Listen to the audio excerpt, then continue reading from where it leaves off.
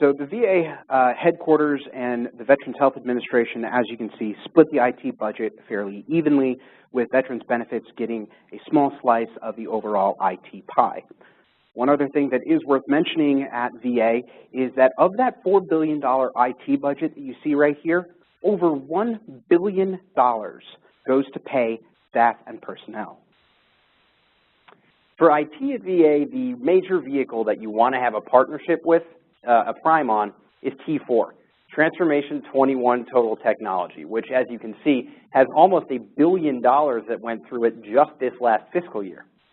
Most of the contractors that you see on the left have a T4 contract, and they're good bets to receive one of the next iteration of T4 contracts, T4 Next Gen. If you can't prime T4, make sure that you're on a team there, because there's a lot of opportunity at VA that you'll miss out on if you're not partnered with a T4 vendor. VA also makes use of SOUP 4, and they seem to have a fairly strong relationship with the SOUP program office. So big data has an especially important mission at VA, and it's really one related to all the troubles that the VA has had over the past few years. Now, leadership at VA is asking themselves, how do we improve the quality and delivery of care to our nation's veterans? Well, these big data initiatives are going to enable VA to recognize patterns in care and treatment, such as identifying what treatments are most effective for veterans displaying similar symptoms. They're also going to try and make use of patient-generated data, and that's really going to be the next great frontier of analytics at the department. Now, this means making use of data that's generated to determine ways to improve service delivery to veterans based on how they make use of VA services. Now, next, we would be remiss if we also didn't discuss cybersecurity at the VA. As you know, the VA has just failed its 16th straight security audit. Now, the VA continues to have cybersecurity weaknesses and deficiencies, although they are making efforts to improve. The continued OIG reports and congressional scrutiny are finally starting to have a discernible impact on the agency's leadership. And there's more focus than ever before about addressing cyber vulnerabilities. Now, we've said it every time we talk about the VA, but security vendors, you really do have a lot of folks to talk to here at VA. And keep in mind there's a little bit of a switch in their approach because they're thinking about baking security in during the systems design and development phase. So you don't just want to limit yourselves to talking to the folks in the Office of Information Security. And lastly, we do want to talk about mobility here because VA is doing some great things with mobility and they want to continue to do more. They do a lot with telehealth initiatives to ensure that rural veterans can get the care they need without having to travel a long way to a VA medical center. And you've got significant investment to ensure that diagnostic care can actually be delivered to veterans at their homes so that they don't have to travel, especially if they're older or in a degree of pain. And you also have a department that's wrestling with how it handles outreach, especially to younger veterans from the conflicts in Iraq and Afghanistan. Now, these folks were not quite born with smartphones on their hips, but many of their interactions they want to have with the VA over those devices. And as a result, the VA has to modernize both their technology stack and their mindset to better serve these newer veterans.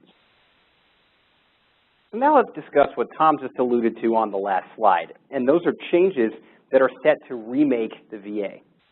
Secretary Bob McDonald has announced a significant reorganization of the VA, and plans there are still developing, but some of what we've already seen is the introduction of a Chief Customer Service Representative. We may also see some changes to the VHA, which would reduce the number of VISNs and instill changes to make them more responsive to their customers. Currently, there are 21 VISNs. The new plan might see that number reduced to as few as 14 in order to further centralize control. Preliminary plans also suggest that telehealth and VHA app development work may roll back under the OINT group. Now, keep in mind that we don't have any hard or concrete plans here, but expect what could amount to major changes to this organization in the coming year. And we could also see some changes at the Office of Information and Technology, but for the time being, Stephen Warren still remains the CIO, and it's going to be his group that's tasked with developing the systems that is really going to help VA advance to the next generation. Now, when we discussed the trends and drivers slide, we talked a little bit about VA trying to bake in security during the requirements phase. So what I'd like to do is give you a little bit of an outline of systems development at VA. So this begins with the development of requirements handled by VA's Office of Architecture, Strategy, and Design, led by Paul Tibbetts, and then, of course, the departmental component that has the identified need. Now, after those requirements are developed by Dr. Tibbetts' group, they go over to the folks in product development, led by Dave Peters, who design the system based on those requirements. Now, product development has individual teams that are aligned with VA components. So there is a VHA development team, a VBA development team, and so on. Now, once the systems have been built, they get passed over to the folks of the Service Delivery and Engineering Group, led by Art Gonzalez, who keep those systems up and running on a day-to-day basis. Just on a quick note, from here on out, we will be presenting only 2 programs per department in the interest of time. Now, the VA's investments are a little bit unique because they don't generally represent a single system. Rather, they're about a collection of systems, and that is certainly the case with Medical 21st Century Development Core. This investment funds some of the development of the next iteration of the virtual patient record, which will better enable information sharing between the VA, the DoD, and third-party care providers.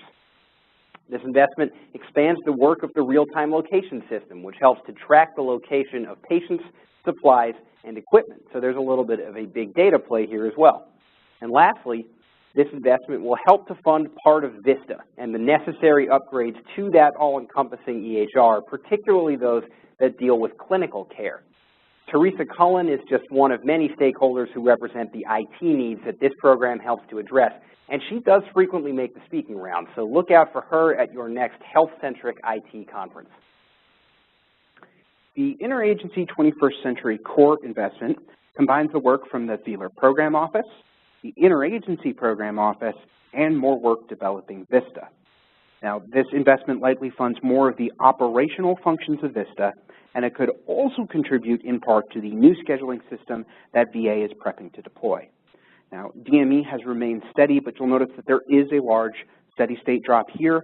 That's not something we normally see, but it was really caused by the reprogramming of the IPO and its realignment to focus more on data interoperability, so they moved some programs out from underneath. Now, Aaron Drew is the Chief Engineering and Technical Director for the overall VISTA Evolution Program, and he will be a key point of contact to you as you figure out how your solutions can actually help update the VISTA program.